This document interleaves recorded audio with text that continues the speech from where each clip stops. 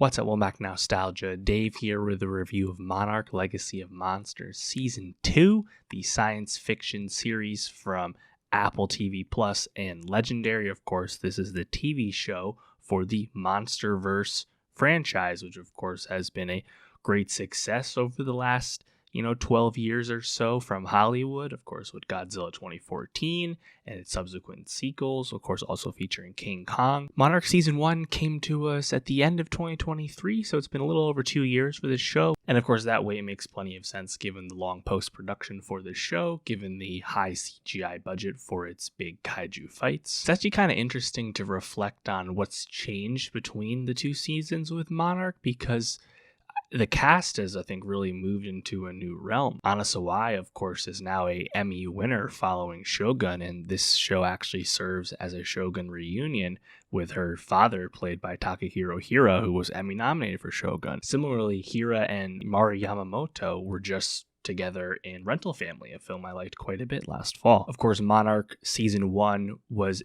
airing in tandem with the release of Toho's Godzilla -1, of course, which is separate, the Japanese Toho side of things with Godzilla versus the Hollywood side of things with the MonsterVerse.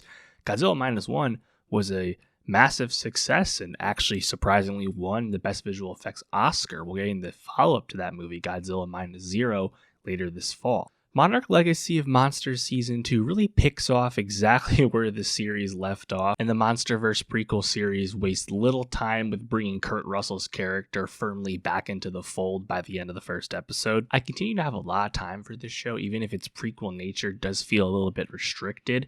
This show is taking place before the events of the last 3 movies now. Nevertheless, when you do get the big kaiju fights, whether it's with Kong, Godzilla, or others, the CGI from Apple is pretty impressive. And as we know, lavish IP shows on streaming are in increasingly short supply. Plot-wise, I was never super captivated or impressed. I think it's more about the spectacle. I do wish Anna Sawai's character of Kate was a little bit more compelling because she's such a great actor. Her character, as well as all of her peers of similar age, are pretty up and down. I do still enjoy the Kurt Russell, Wyatt Russell dynamic as they play elder and younger Lee Shaw. It's a super messy show, but it also serves the exact appeal of these movies, and if you like those movies, you'll probably like this show. Now, in terms of where Season 2 is going to take this story, of course, I really have no idea, and even if you watch the trailer, you see some things suggested, but there's not a whole lot to really go on, and again, this show is taking place before the events of 2017's Godzilla King of Monsters.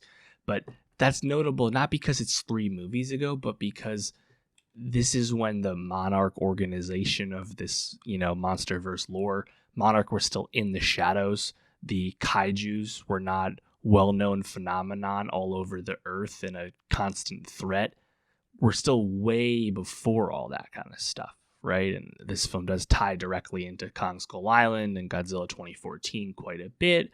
I do think the retcon with Kate, for example, with the school bus, I thought that worked pretty well in Season 1. And I guess the creative choice here to go back to that specific part of the continuity, you have to imagine that part of it is just a logistical decision, right? Where it's a lot easier to make this show at an affordable clip when you're placing it in a time where there weren't kaijus fighting all the time. I understand that decision.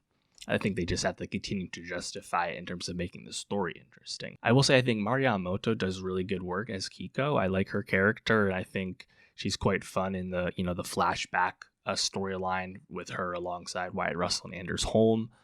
It seems like they're gonna be seeing the monsters of the deep down south in Chile. That'll be pretty cool, I suppose. With Season 2, we're spending a lot of time directly on Skull Island after getting there in the finale of Season 1. Kong is here. Kong is very present on this show. I think that's really cool, and I'm looking forward to seeing what happens. I will say one of my biggest note in the first episode, they bring Kurt Russell, Elder Shaw back really quickly. I don't have any problem with that.